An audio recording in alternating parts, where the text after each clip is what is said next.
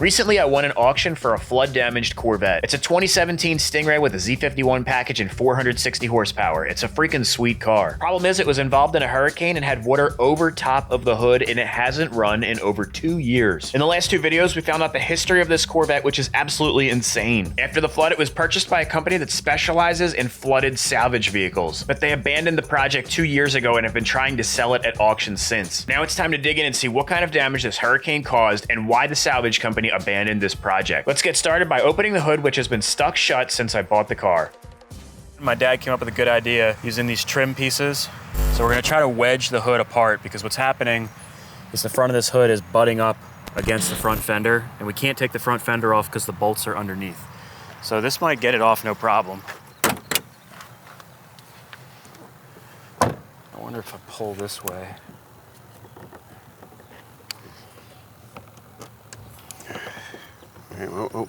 This is working, Mike. Go ahead, pull it up a little. I can get this under, because it slid up. It just slid up. See if you can get it. Maybe you can push it. I am. It hits the bottom. There we go. There she goes. Is it going to work? I got a better idea. When we get it on, put a piece of cardboard in there. When we got it up, What, for the paint? It won't get any damage, and it'll hold it up. I don't know if the cardboard's gonna hold that up. Really, it's in the middle. Is where the issue is. Well, just leave that there, and let's work this way, and maybe we can get the middle. You know what I mean? Maybe, what if you just put the wide ones in the front, and then I try lifting the hood? Maybe it'll lift itself over. You know what I'm saying? Yeah. Okay. We'll put the. But you just got to be careful, because you start. Give me the two. Put the 2 wide ones in the middle, and. We just got to be careful here, because I got a lot of leverage back here. I don't want to. If it starts looking like something's gonna break. I don't know, Dad.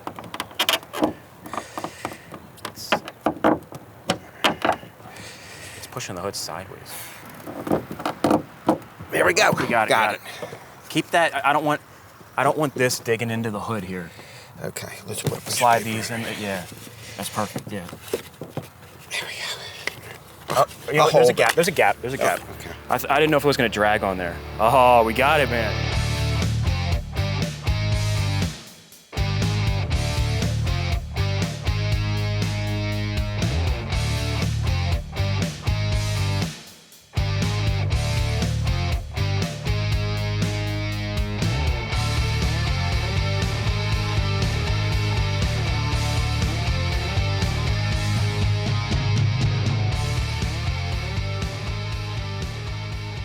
These look like they're bent.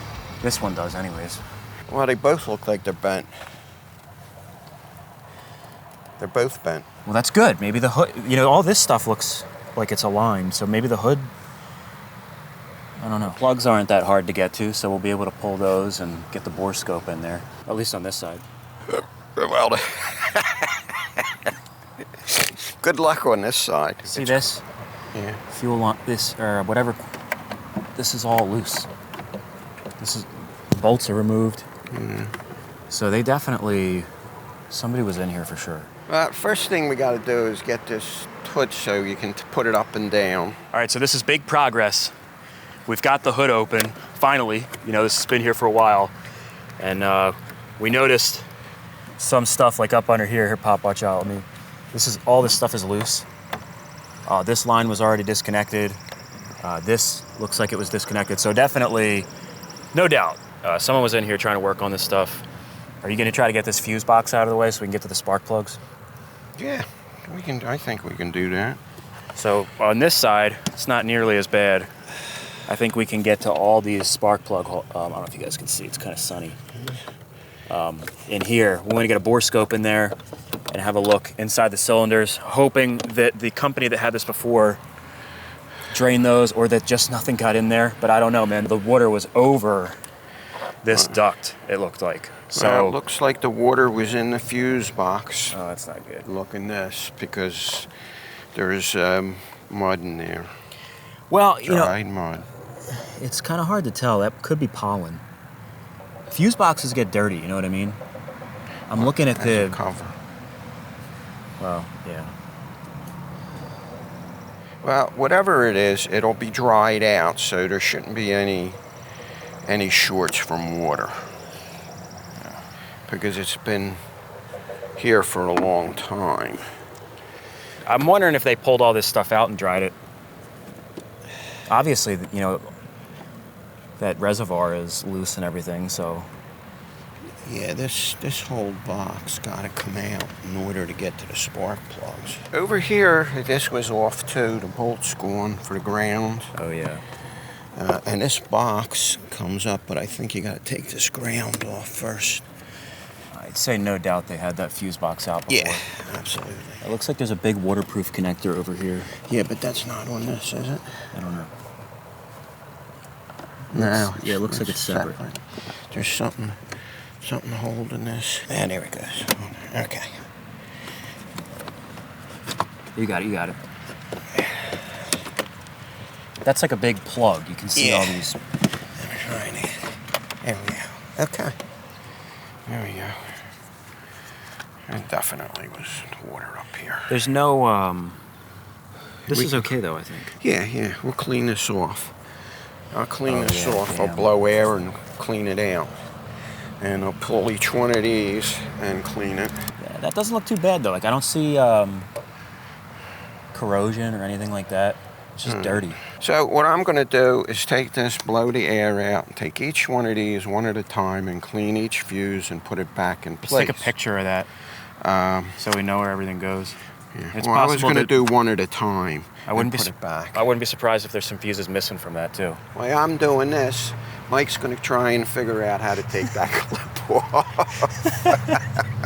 So that's the thing right here. We have to figure out, I think I'm either going to take the front clip off and see if we can figure out why the hood is butting up against. It could be the hood itself, but I don't think it's that difficult to take the front clip off, so I want to take that off anyways and see if we've got like something that's dented or dinged or bent from the damage in the front, or we're just gonna have to take the hood off because I can't just leave the hood open, and I don't want to shut it and then have to go through that whole spiel opening it up again. So let's see if we can figure that out. Now, looking around to figuring out how to take that front clip off, I noticed a couple things, guys.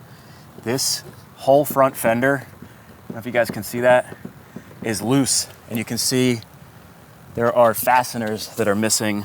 And then even up front, this whole clip is loose. So if you guys can see up in here, there's a large fastener missing right there, making this whole thing loose. So no doubt somebody was working on this. The question is, how far did they go and why did they give up? So I'm gonna go ahead and get this front clip off.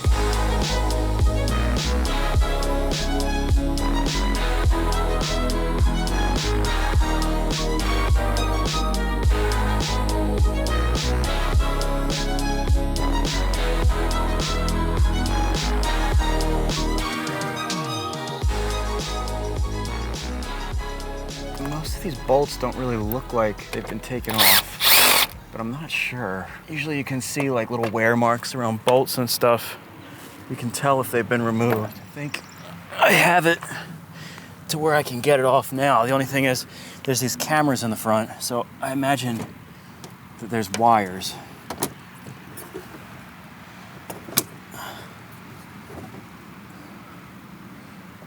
Yep. Where do they go? There's one. Come on. What the f? Jesus. There's our front clip. Well, if they ever did have this front clip off, they definitely didn't clean behind it. You can see the different marks from the water lines, all the dirt and stuff back here. This is all covered in dirt. See those water lines really, really clearly right there. And then if you look at the inside of the front clip, it's the same thing. All the dirt and stuff back there.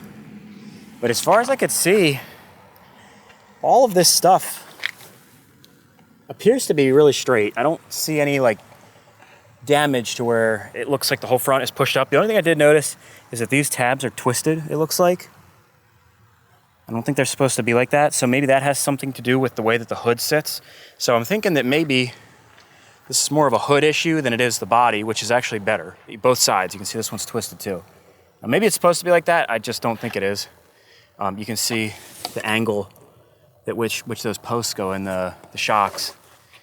they don't, it doesn't look right. This hood bumper here too is twisted all the way in. And if you look at the one on the other side, that one's twisted out, which would make the hood sit uneven, more than likely. So definitely a little bit of tinkering that I'm gonna have to do there, but at least with the front clip off, I can close the hood and open it. We don't have to worry about it. Now the next task from hell is gonna be getting these damn spark plugs out. You can see them in here. And the ones in the back, that one back there is gonna be a lot of fun. This side isn't quite that bad. If you come around to this side, we ain't getting shit. So we gotta take this panel out here, and then I think we'll be okay. And this reservoir being loose, that kind of tells me that they took that off probably to check in those spark plug holes, whoever was working on this. So with hope, they checked in there and they made sure there was no water. Hopefully there was no water, or if there was, they removed it. But time will tell. Now, once we pull those spark plugs out, we're gonna need to look in the cylinder. So we can't do it with mirrors and stuff. We'll never be able to tell what's going on in there. And obviously just looking through the hole is basically impossible. We'll never be able to do that. So I've got a special tool in here. Who knows what it could be? I don't know, maybe an endoscope. Let's pop it open and check it out.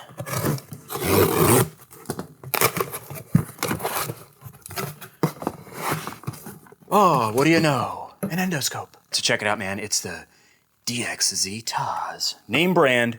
Honestly, I've never heard of this brand ever in my whole entire life, but this was supposed to be a really good endoscope. I've messed around with the, oh, it's a pretty nice case.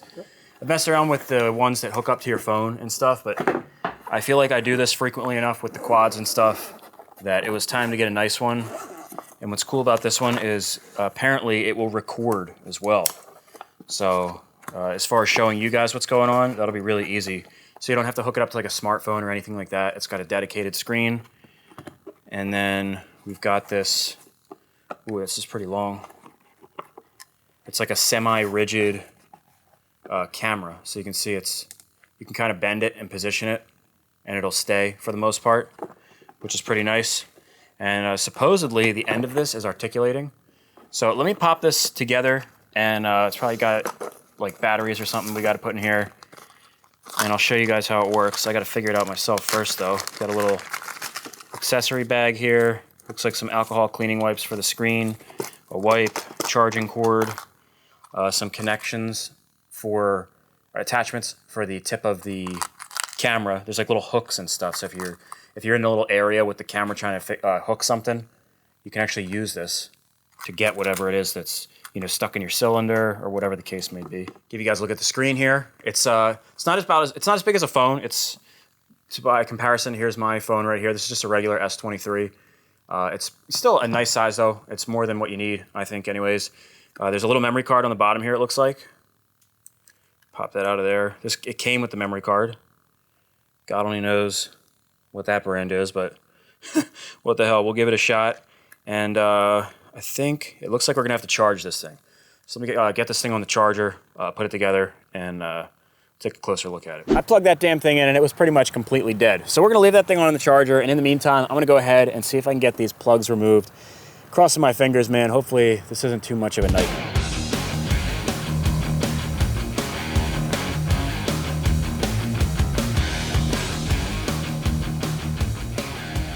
Well, I was using these spark plug pullers, and no matter how hard I gripped, it just wasn't doing shit. And what do you know? Snapped the tip off. So we're gonna have to go ahead and repair the tool real quick.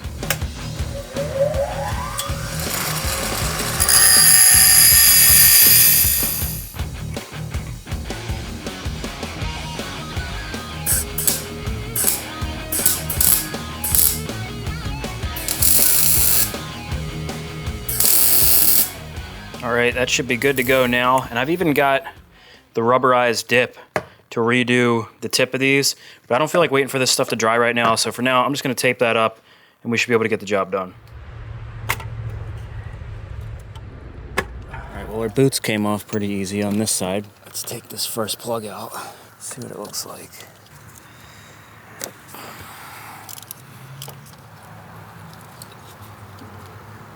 Well, the plug doesn't look bad. There's spider webs on it. Plug really doesn't look bad. It was fresh dielectric. This doesn't look like a new plug, like something that they replaced either. If it was a new plug, I think it would look nicer than this.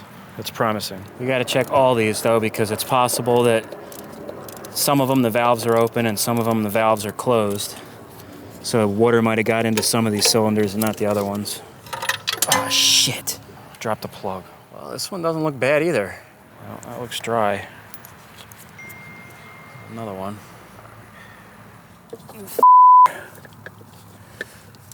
This is the closest one to the firewall.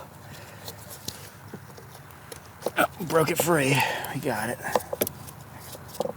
They certainly don't make it easy getting in here, but this is far from the worst set of plugs that I've had to change. However, we haven't gotten to the other side yet, so I don't want to speak too soon.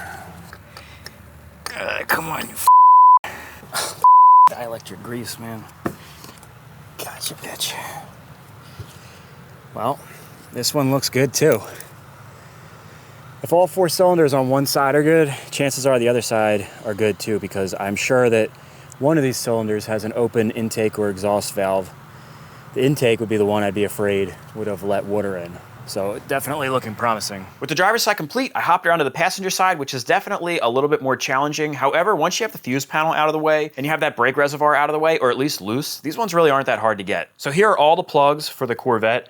Now, I'm not a salvage expert or, you know, an expert when it comes to flooded vehicles. So you guys let me know in the comment section below, is this a flooded plug? It looks to me like it's in pretty good shape. I would imagine even if it's sitting for a long time, there would be rust or something on this. So that looks pretty good. And my GM technicians, give me some tips in the comment section below. This green dielectric grease, is that from the factory? I'm really thinking that these plugs were never removed. I think these are the OEM plugs.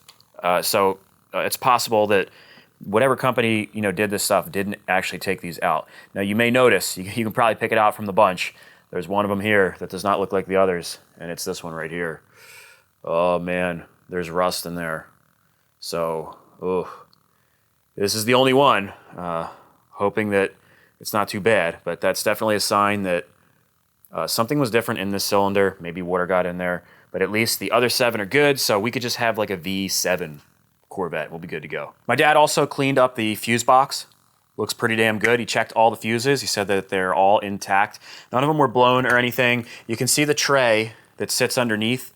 It's filled with dirt and stuff. I don't think there's any electric or metal tabs, so this should be pretty easy to clean off before we put it back together. Now I'm going to be replacing these plugs regardless, just because God only knows what they've went through, and I also dropped that one plug, which is a no-no with spark plugs.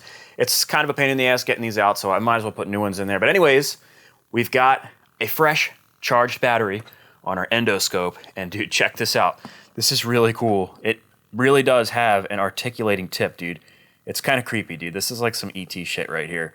It's definitely mechanical though, because this is off right now, and you can kind of feel it. It's got like a mechanical feel to it, which I like, because mechanical, I feel like it's not gonna break. So I'm dying to see how this thing looks. I did test the video out and looked on the computer. It looks pretty damn good, but you guys judge for yourself. Let's take a look inside these cylinders. All right, so we're rolling. That's pretty cool, man. We're just gonna go for the easiest one right here first. You want to hold this while you... Okay. And it has an LED light on it too, so you can see what the hell's going on there.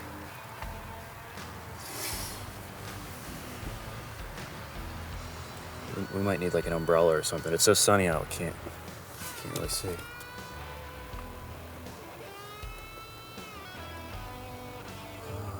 looks like the top of the piston. It looks pretty clean. There's a cylinder wall. Oh, look at the, you can see the cross hatching. Yeah. There's it looks like there's hardly any rust on there. I can actually turn this thing all the way around and look at the valves. That's one of the valves, I think. I mean, the cross hatching looks really good. Now let's spin it around the other side. This is fine. Oh yeah. That one looks okay. That little bit is not though. Yeah, that's as soon as his pistons go up, so that'll be going. That one's good. Okay, gonna go to number 2 now. Yep. I think using this to actually guide it is going to be the easiest way. There's our spark plug hole.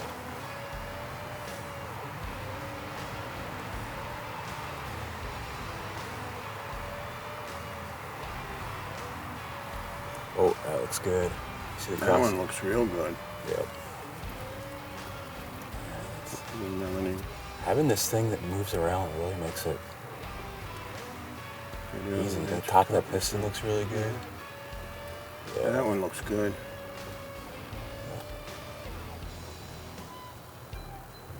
Very good. Okay, it's good. Number 3. Now you may notice as we're doing this, we're using an umbrella, and then here we're using a piece of cardboard to block the sun. The sun was so bright we were having trouble seeing the monitor, and now that I'm viewing the recorders on the computer, I can see a bit more detail, and these are definitely a little bit more rough than they appeared. However, most of the cylinder walls look really good, and most of this crummy stuff appears to be carbon buildup, and probably just buildup over the last 2 years from moisture and stuff being inside the engine. I'm really not too worried about it, but that was until we got to that one cylinder that had rust on the spark plug. This is the one that had the rusty spark plug. This is the last cylinder we're checking. There's a piece of that's the valve is down. Yeah, let's see, up. Yeah, you can see it's not going in any further. Hitting something, valve. It's the top of the piston. Yeah. But Well, you might be okay then. you can see though, this, Yeah. yeah, there's rust on the walls.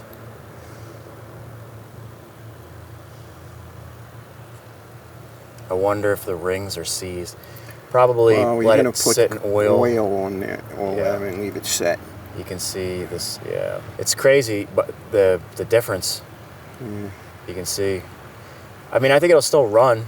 Sure, I don't think it's not alright. going to run, but probably ideally should be bored out, cleaned up.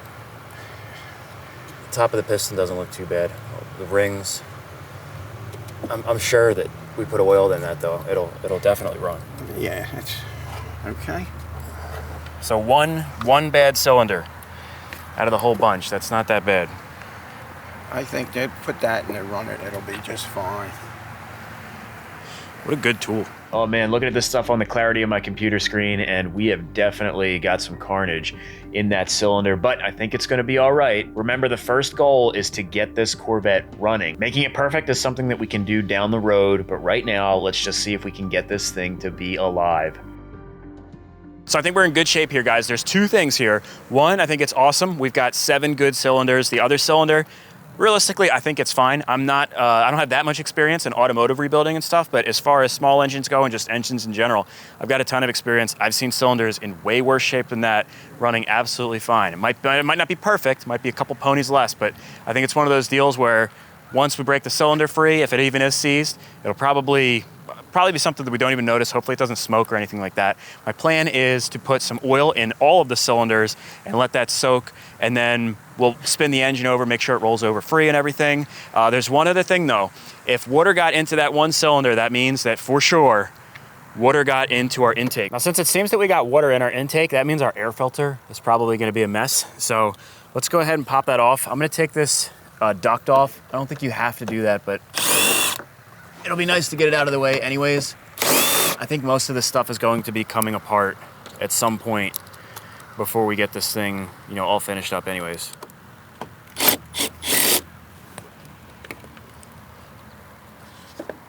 Got 2 Torx screws. Hose clamp here. There we go. This doesn't look wet in here. Like in this cavity here, there's no water in that. I mean, it's been 2 years, but let's pull this bad boy out of here.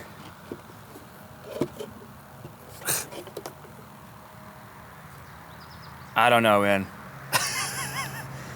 Looks pretty good to me. Let's see what it looks like in this intake. Dude, it's like bone dry. Maybe that water got in through the exhaust. Have a look, my friends.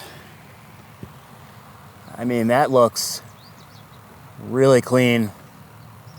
Does not look suspicious to me at all.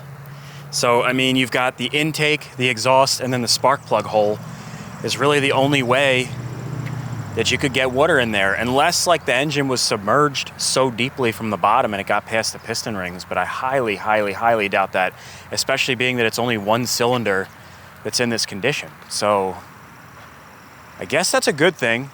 It doesn't appear that the intake has any water in it. I mean, look at this. I guess like this could have gotten wet and then just dried out, but I don't know, man. It really does not show any signs of having been involved in a flood. Now, recently it's been brought to my attention that many of you have been yelling at your screens. A lot of people are really angry that I haven't checked the oil yet. It's such an easy thing to do. Why haven't I checked that yet? And I really do want to check it, but when I heard that a bunch of people were demanding that I have to do it, well, now we're gonna do something else. Just kidding, let's check it out. The dipstick is in a really easy spot here, right next to the fill cap. Well, it looks like there's no oil at all. Just a little bit at the bottom of the dipstick, but it's oily, not watery. So I'm thinking likely they changed the oil or at least dumped it. Now, my Z51 Corvette is equipped with a dry sump oil system. Without completely going into explaining how that works, there is a possibility that even though there's no oil showing on the dipstick, there could still be oil in the engine, especially since it hasn't run in such a long time. Now, if there is any oil in this thing, we'll find it in here. Now, there's actually 2 oil plugs on this thing, drain plugs. I don't know if you guys are gonna be able to see from that angle, but this dry sump system for the Z51, there's 2 different plugs, and then we've got the oil filter back here. So I've got a 15mm wrench. I'm hoping that at this angle, I can break this free.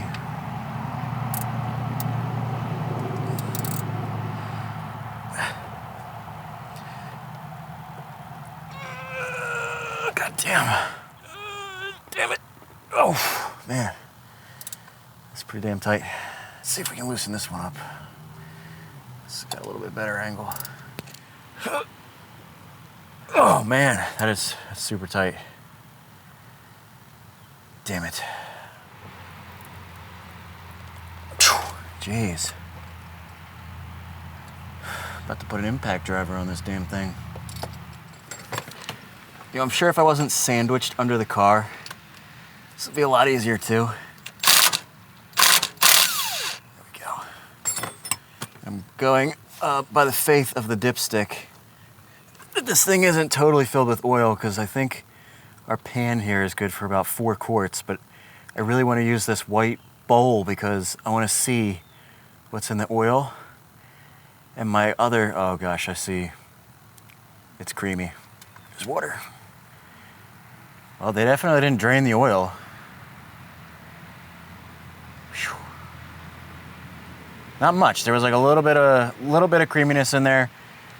I'm thinking that that was probably the little bit that passed by the engine, that one piston that, you know, looks like water got in. Oh, we got wind. Really not that bad though. As long as there's the majority of clean oil in here, then chances are the internals of the engine are fine. Okay. So here's our oil. That really doesn't look bad. I definitely saw some milkiness coming out in there, but like the overall quality of it is probably not as bad as I would have thought. There's a lot of oil in there. We'll give it another dump into our regular oil pan and just see if we can see what comes out, if there's any. You can see at the bottom a little bit of milkiness, definitely. But honestly, I'm not worried about that. Now, I don't doubt that the oil is the same coming from this other plug, but I'm not going to bed tonight until I get this bastard off of here. It's just very awkward. This could be a catastrophe. Oh man, I need a lift.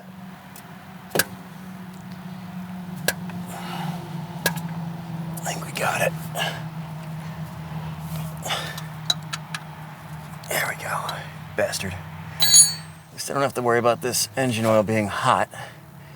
This engine hasn't run in years.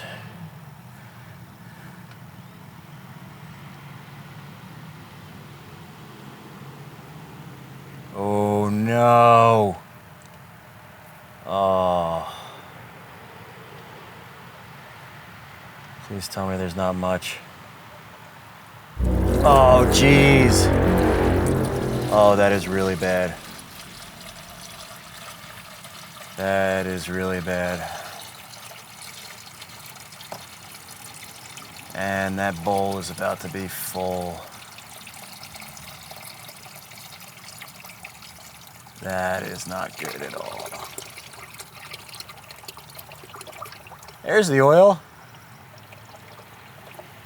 That was a lot of water. Shit, man. We're about to be overflowing here. Damn it. Me, man.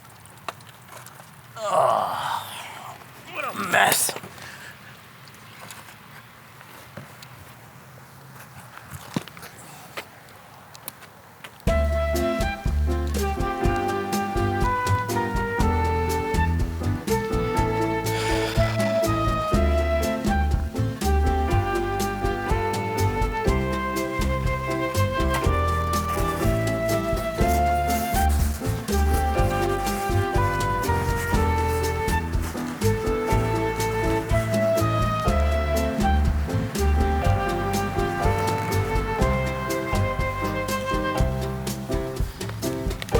Oh my God, dude.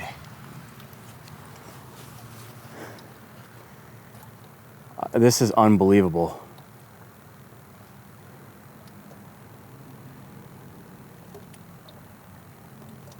Where was all this water?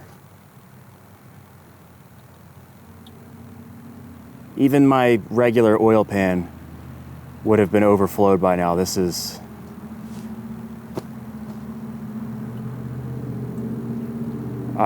This is bad.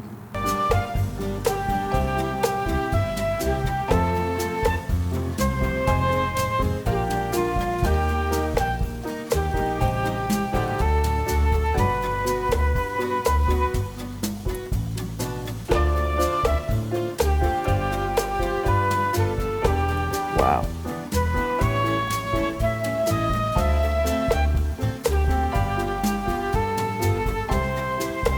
If somebody could have just pulled that plug 2 years ago, that would have been really nice. Oh, and there's the sludge. I can't believe that's still going, dude. Okay. That has got to be the worst oil job I've ever seen. What a freaking mess. I'm walking back here on the lawn and I feel, oh, this is terrible. I'm gonna have to rinse this down for hours. I mean, there's like no way I could have predicted that that would happen. That is an insane amount of liquid that was in there. And what's crazy is a pretty good amount came out of the other drain bolt too. That had to be like 20 freaking quarts. Like the engine had to have been topped off with water.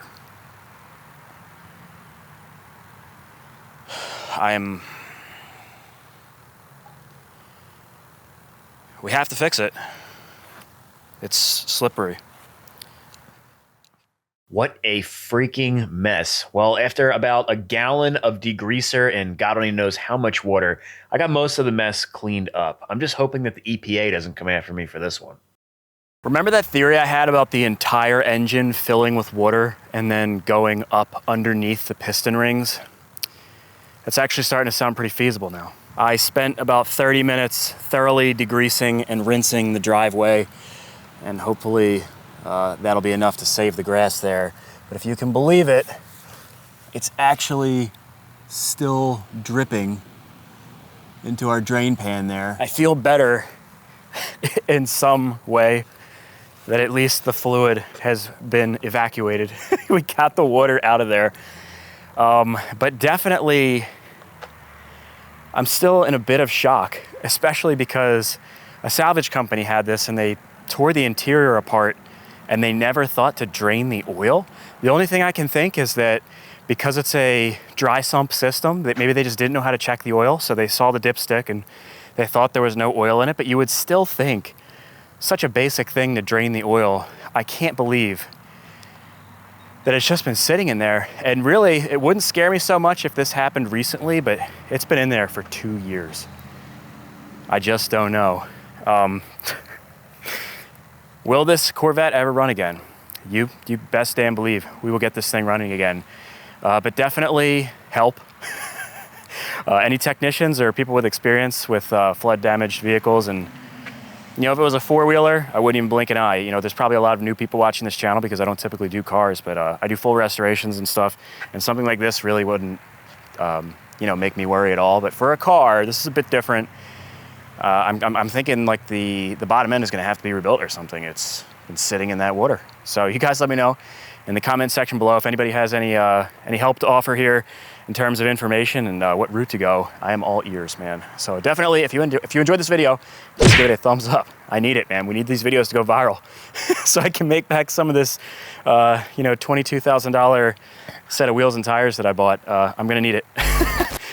Yeah, also subscribe if you haven't already. We're almost at 200,000 subscribers, so a lot of you guys are not subscribed to the channel. But I look at my viewership and stuff, it says like 75% of views come from non-subscribed, man. Helps me a ton, it doesn't cost you anything. So hit the subscribe button. All right, guys, I will see you in the next video. I gotta go rest my mind from this thing. Peace.